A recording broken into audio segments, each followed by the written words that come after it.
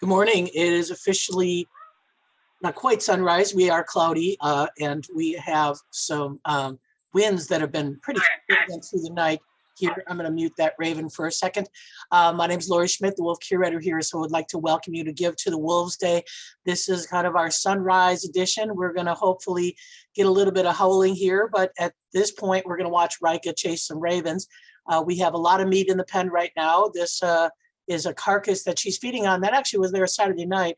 We gave another torso and a deer head on Tuesday night, again, trying to maximize the resources for the wolves. Rika's still being offered food every morning. She's not necessarily taking food every morning, typically because she is, as I said, feeding on some of this carcasses. It's not quite cold enough to freeze solid. We're still probably 30 degrees during the daytime, so she can still get chunks of meat off of that. But certainly we are watching her grow. She was 65 pounds on Tuesday, 65.4, not even 6 months old yet. Will be 6 months old on the 23rd of November. So what I thought I would do here is start with a little bit of a clip. And I also want to always welcome people to ask questions and chat. And so I'm going to some questions. So yes, this is a deer carcass. So the things lying around the enclosure right now, we have a little bit of a steer that's left over from 2 Saturday nights ago.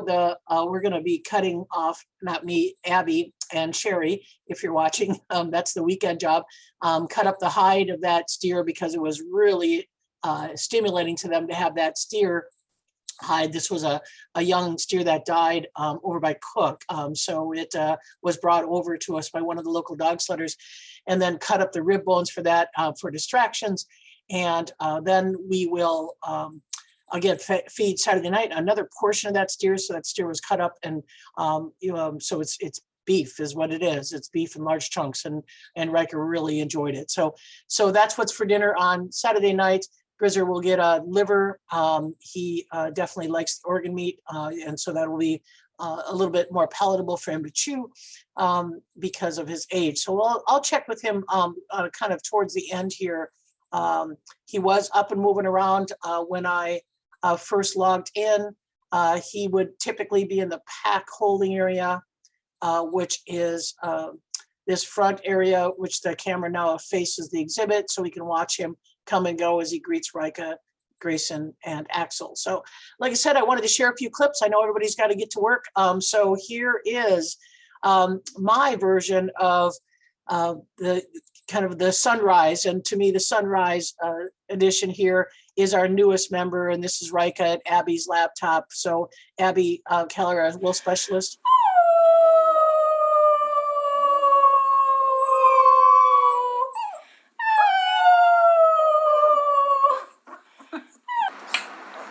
And so this is Sherry feeding Rika, Sherry Jokinen, another key wolf care team member here, feeding Rika again as a young pup, having to face a lot of things on her own because she was a singleton. And so she was by herself, and yet still had a lot of bravery with a unique COVID situation of bringing people out the back door to see the pups rather than the pups coming in.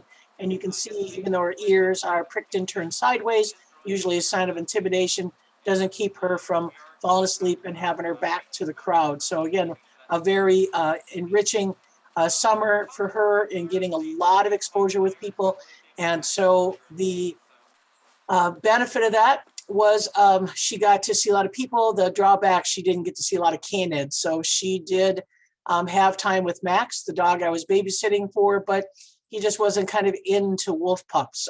Certainly dogs know the difference between a dog pup and a wolf pup. And so I think anyone who thinks these are dogs, spend a day in the woods with us and you will definitely see some instinct that comes out very, very young. So this is one of the common distractions for her were rabbit foot.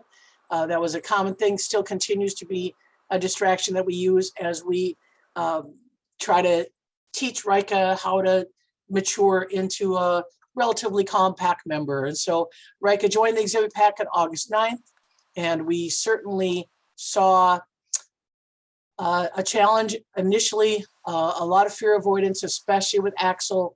She definitely needed wolf care staff, and the wolf care staff spent hours and hours and hours in the enclosure, mornings and evenings till dark, trying to reassure her.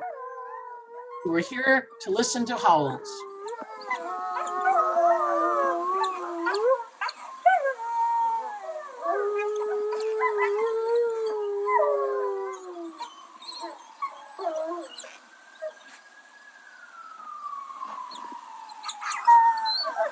Video here in a few minutes, we're going to try to get a howl, and you might hear Rika still with a squeaky little pup voice. Again, she's only going to be 6 months old, so she's just a young little girl.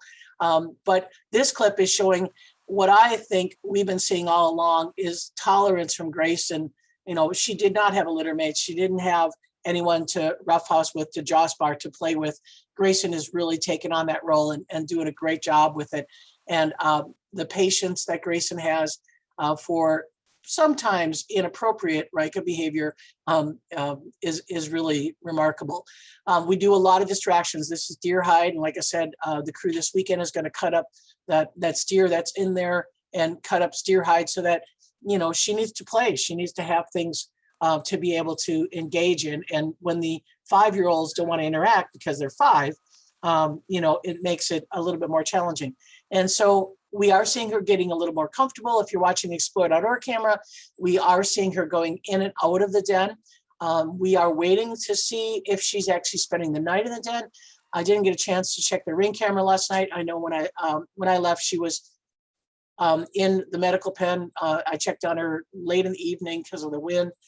She was still sleeping in the medical pen. So I think that's just going to take some time.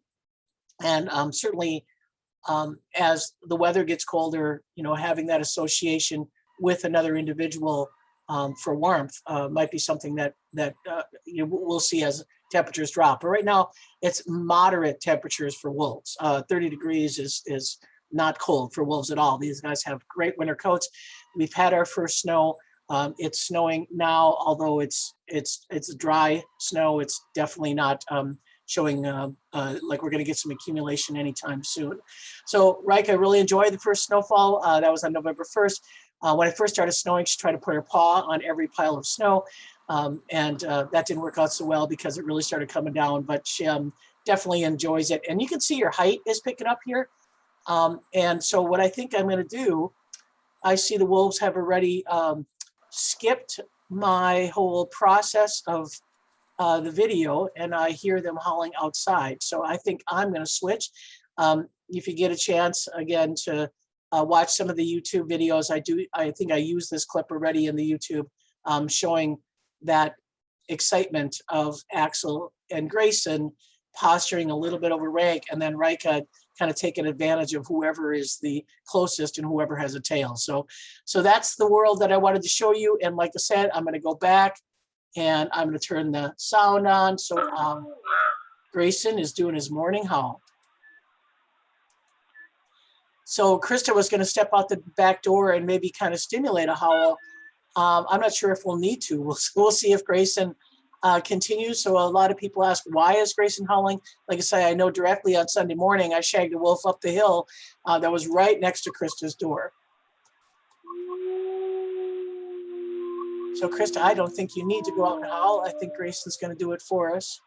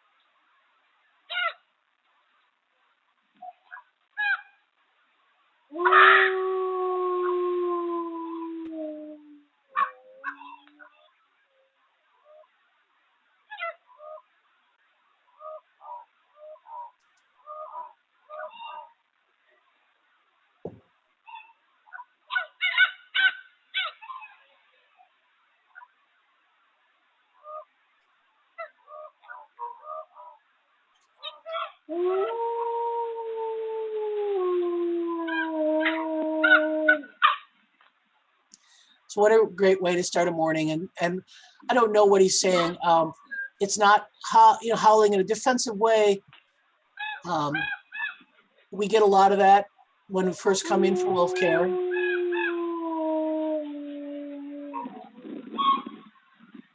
And the other wolves don't seem to respond to it. You can see Axel not having a reaction. I'm assuming that Rika is probably still over on the carcass, still chasing ravens. Nope, don't know where Rika went.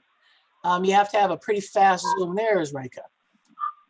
So somewhat indifferent to the howl, but definitely keeping an eye on the wolves and keeping an eye on the raven. So again, we want to thank you for joining us this morning and sharing what we share every morning. Rika chasing ravens, Axel chasing Rika, and Grayson howling to say good morning. So thank you for joining us. Please share the word and give to the Wolves Day. We certainly have a goal to try to reach today. And if any moment of these wolves have given you,